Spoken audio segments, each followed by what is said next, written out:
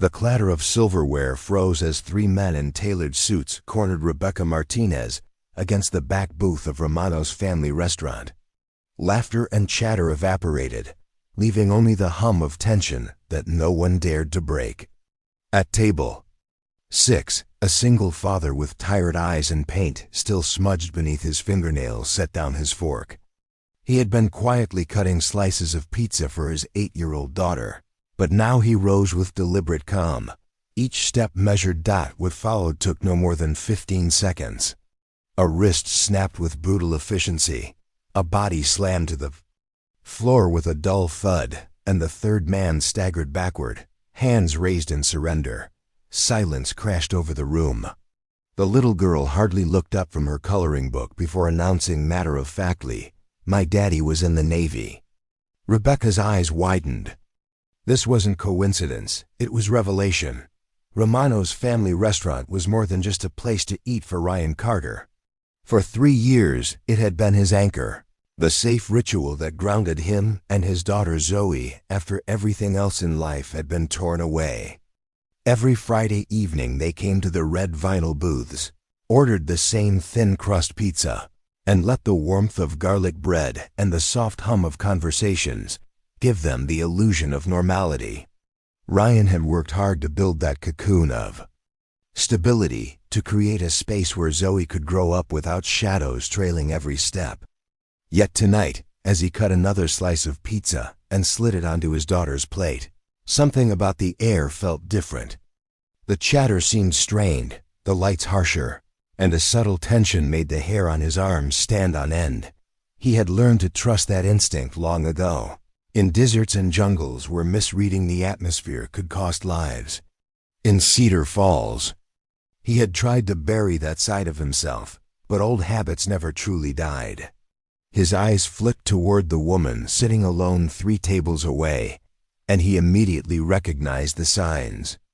She was pretending to study the menu, her coffee cooling untouched by her hand, her gaze darting too often toward the door. Rebecca Martinez looked like someone who was waiting for the storm to hit, and Ryan knew storms all too well. He shifted in his seat so that his back stayed against the wall, his line of sight open to the entrances. To Zoe, it was simply Daddy being particular about where they sat, but Ryan knew better. He'd been scanning rooms for danger since before she was born. "Daddy, why does that lady look scared?" Zoe whispered, pausing her crayon mid-stroke on the seahorse she was coloring. Ryan glanced at his daughter's wide eyes, so perceptive in ways that reminded him of her mother. He kept his tone calm and gentle, telling her that sometimes grown-ups have worries, like bigger versions of school tests. She nodded, satisfied enough to return to her drawing, but Ryan's gaze stayed fixed on Rebecca. He could read fear in her hunched shoulders, the way she tightened every time the door opened, as if each arrival might be the one she dreaded. That dread arrived sooner than either of them wanted. 3 men in sharp suits pushed into the restaurant, not bothering to check in with the hostess or glance at a menu. Their expensive shoes tapped across the checkered floor in rhythm, purposeful, like soldiers moving on a target. The leader was tall and broad with streaks of gray at his temples, his companions moving with the kind of calculated precision Ryan knew instantly. They weren't just thugs. They were trained. They flanked Rebecca's booth with practiced ease, cutting off every possible exit. The leader's voice carried enough menace to still the other conversations in the room. "Miss Martinez, you've been ignoring our calls." Rebecca's hand trembled as she set her cup down, though her words came out steady enough as she told them she wasn't interested. The man's smile was cold, his eyes lifeless, and he slid into the booth across from her without invitation while the other 2 leaned over her like shadows closing in. Ryan's grip tightened around his fork. Every muscle in his body screamed for action, yet Zoe sat across from him, blissfully coloring, humming softly to herself. He had promised her a normal life, promised that violence would stay buried in his past. But promises sometimes collided with reality, and Ryan knew reality didn't wait for permission. The men escalated their intimidation. one knocking a plate from the table so that ceramic shards sprayed across Rebecca's booth. The sound made patrons shift uncomfortably, some slipping out the door, others pretending not to see. Ryan noted that the waitress had vanished toward the back, likely calling the police, but he knew from experience they would never make it in time. His daughter's voice, small and confused, cut through his hesitation. "Daddy?" She had sensed the danger. Her crayon halted mid-line, and that single look of fear in her eyes snapped something inside him back into place. Ryan rose from his seat slowly, the scrape of his chair loud in the hushed room. The three men hadn't noticed him yet, too intent on their target, but Rebecca's eyes lifted and found his across the distance. She saw in that moment not the quiet plumber who ordered extra napkins and smiled politely, but the steel core of a man forged in darker places. For the first time since they walked in, her fear wavered into something else. Hope. "Excuse me." Ryan's voice cut cleanly through the silence. The men turned, their leader sizing up the paint-stained workshirt and ordinary appearance of a man who should have been no threat at all. "Mind your business, pal," the leader said, dismissive but watchful. His men shifted uneasily, recognizing something in Ryan's stance, something only those with similar training could spot. "I am minding my business," Ryan replied evenly. "My business is making sure my daughter can finish her dinner in peace. Yours seems to be scaring people. That looks like a conflict of interest." His voice stayed calm, conversational, but a razor edge of steel laced each word. The leader stood, towering over him, expecting the slight plumber to back away. Instead, Ryan moved forward, precise and fluid, closing the space in 3 steps. The fight that followed lasted no more than 15 seconds. A bone snapped beneath his grip, a body dropped breathless from a strike to the solar plexus, and the third attacker's wrist gave way before he stumbled back, empty-handed and defeated. Silence swept the restaurant, broken only by the groans of the men on the floor and Zoe's crayon scratching steadily as if nothing extraordinary had happened. Ryan adjusted his shirt, his eyes never leaving the men as he returned to his seat. The leader staggered upright, clutching his shattered wrist, hissing that this wasn't over. Ryan's reply was calm, quiet, and colder than ice. It was over, and if he ever saw them again, the outcome would be worse. The authority in his tone made even the bruised man hesitate before retreating, and soon the three limped out of Romano's, leaving behind broken silence and shaken witnesses. Zoe finally looked up, her voice clear and unbothered. "My daddy was in the Navy. He protects people from bad guys." Then she bent back to her coloring, as if her father dismantling 3 men was no more disruptive than a waiter delivering food. Rebecca stared across the booth, gratitude and recognition mixing in her expression. She had seen combat footage before, interviewed soldiers, but this man wasn't simply military. He was something else, something dangerous that had been hidden in plain sight. The restaurant slowly returned to motion, though the atmosphere had changed. Patrons whispered in hushed tones, casting glances toward the man who had moved like a weapon and then sat back down as though nothing had happened. Ryan hated that look, the sudden shift in how people saw him. He had worked hard to disappear into the quiet life of a plumber and single father, and now in 15 seconds all of it had cracked. Zoe's innocent calm steadied him, her small hand brushing his, her only question a simple one: was he okay? He told her yes, that he was fine, just making sure everyone could enjoy their meal. But even as he smiled at her, the weight pressed against his chest. He knew life in Cedar Falls would no longer be the same. Rebecca Martinez had not moved from her booth. Her coffee sat untouched, her phone buzzing with messages she ignored, her eyes locked on the man who had shattered her attacker's composure. She studied him like a puzzle, recognition tugging at the edges of her memory. When the police finally arrived, the suited men were long gone, and the security cameras had somehow failed to capture the crucial seconds. Ryan kept his statement plain, describing himself only as a concerned citizen who stepped in when a woman was threatened. Technically true, but it revealed nothing of who he really was. Witnesses supported his version, and the officers, though skeptical, had no choice but to move on. Rebecca waited until the uniforms cleared before walking to his table. Zoe was already working on a dolphin now, her art consuming her focus, while Ryan tensed as if bracing for another confrontation. Her voice was low when she spoke, careful not to disturb the child. She thanked him, telling him that the men who cornered her weren't ordinary thugs, but connected to something far bigger. Ryan deflected with a quiet insistence that he had only seen someone in trouble and acted. But Rebecca wasn't fooled. She had interviewed too many veterans, seen too many traces of discipline and precision, not to recognize what she had witnessed. "You moved like military," she told him plainly, her eyes sharp with certainty. Not just any military, but something higher, something elite. She didn't need Zoe's earlier comment to guide her conclusion, but when she recalled the little girl announcing her father had been in the Navy, the pieces fit. Ryan felt the blood drain from his face at her quiet observation. This woman was dangerous in a way the suited men weren't. She wasn't threatening with violence. She threatened with truth, with the ability to see past the mask he had worked so hard to keep intact. She placed a business card on the table, sliding it toward him without flourish.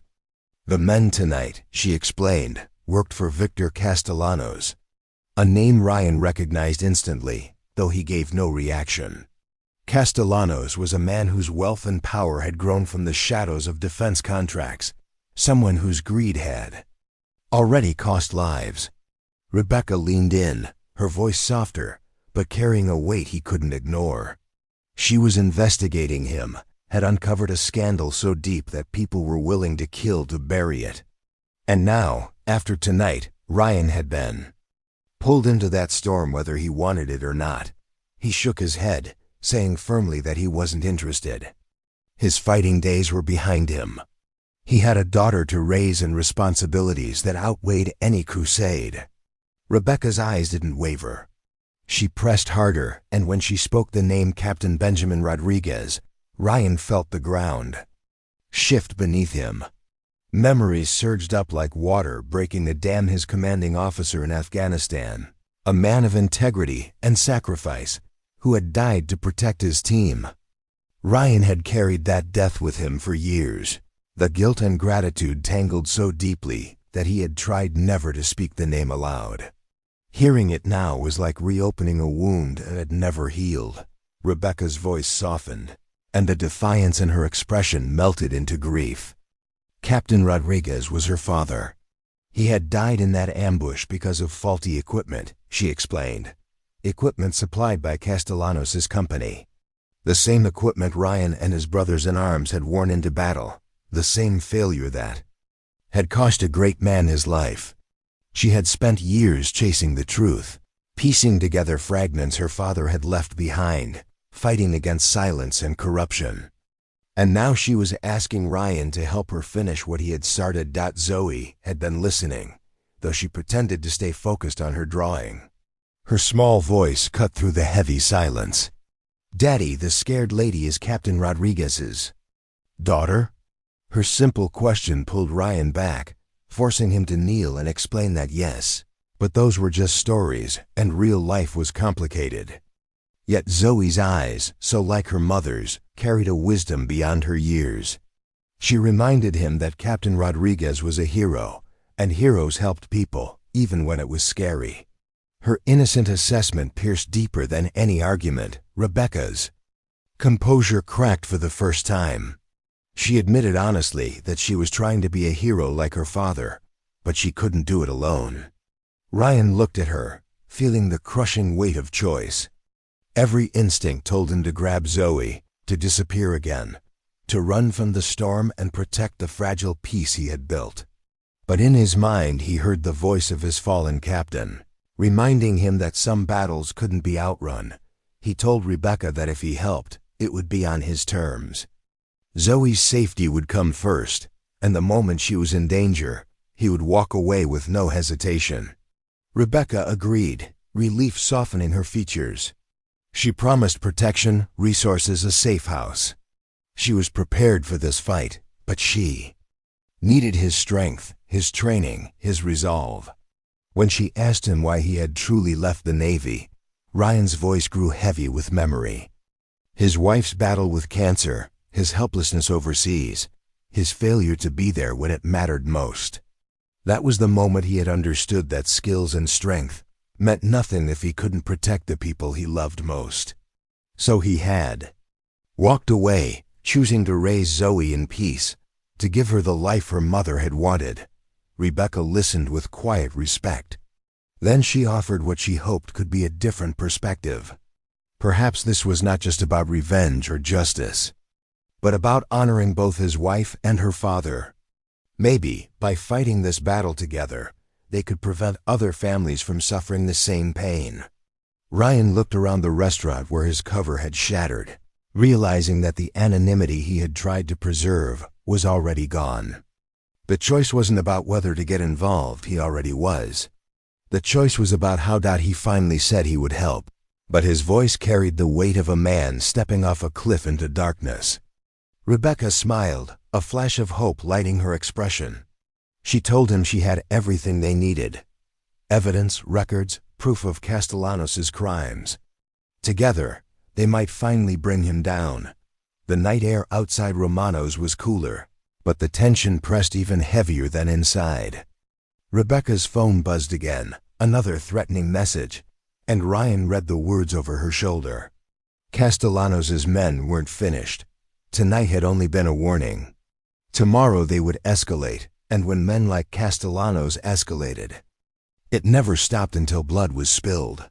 Ryan looked at her and asked if she truly understood what she was stepping into. Her answer was steady, unwavering. They killed her father. If she didn't finish what he started, then his sacrifice would mean nothing. For Ryan, that was an answer he understood.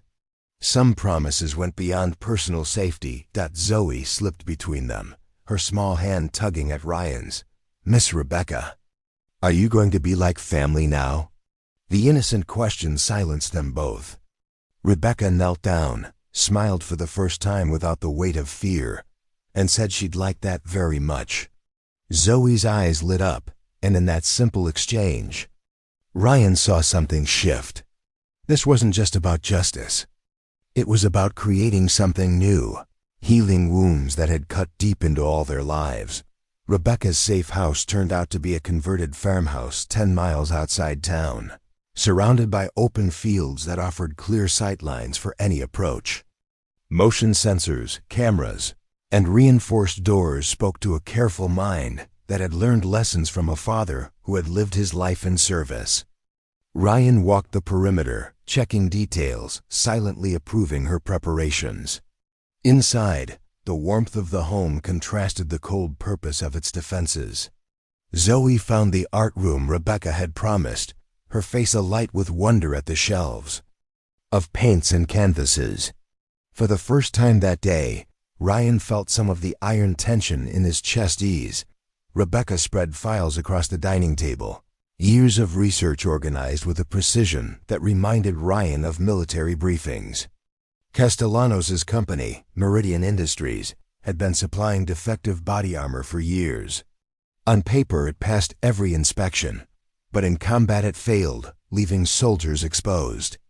Captain Rodriguez had started uncovering the truth before his death, and Rebecca had pieced together what he left behind.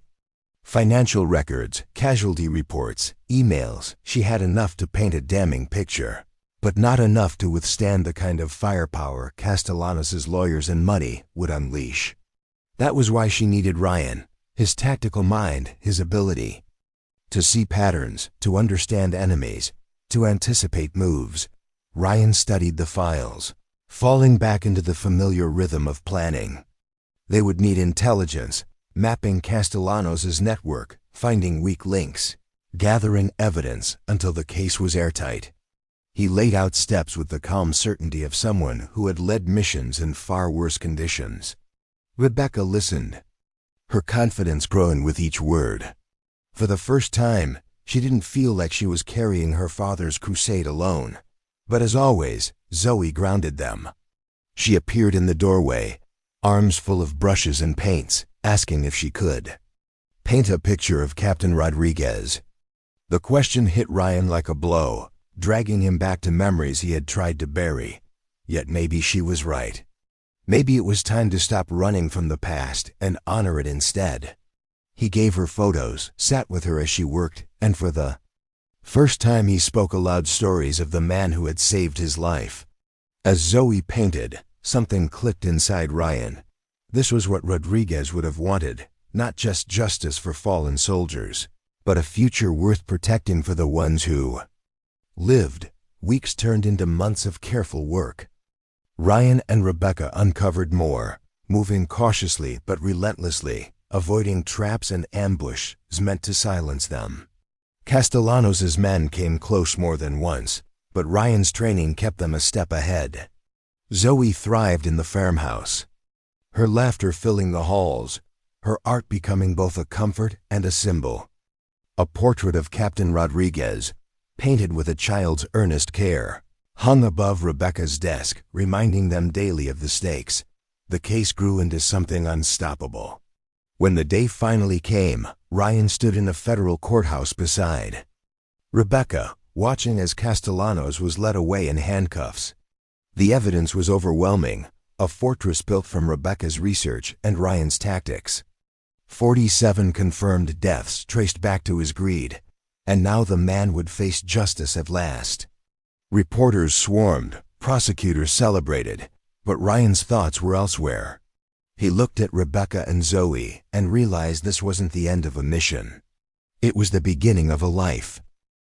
Rebecca had become more than an ally. She had become family in every sense that mattered. Zoe had found in her not just a friend but a sister-like figure, someone who filled the void left by loss. Together, they had built something stronger than grief. As they walked down the courthouse steps, Zoe skipped between them, carefree and radiant, knowing she was loved and safe. Rebecca asked what came next, pointing out that Castellanos was finished, families had justice, and new oversight would prevent more tragedies. Ryan answered simply, now they went home. All of them, together. The farmhouse was no longer just a safe house.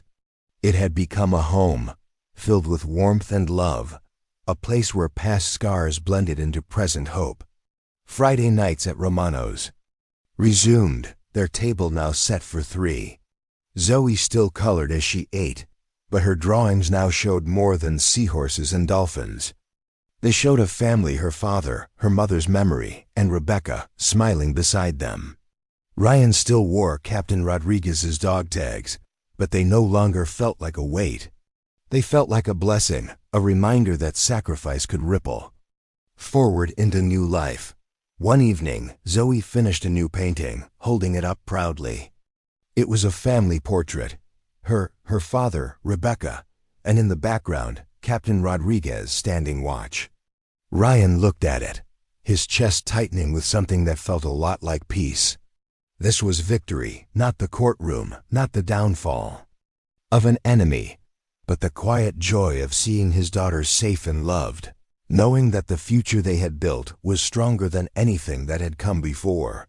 Romano still kept their corner booth waiting on Fridays, only now it was a table for 3 instead of 2. Zoe colored happily, her crayons scattered across the table, but her drawings had changed. They no longer showed only seahorses and dolphins, but families, her father, the mother she remembered, and now Rebecca smiling beside them.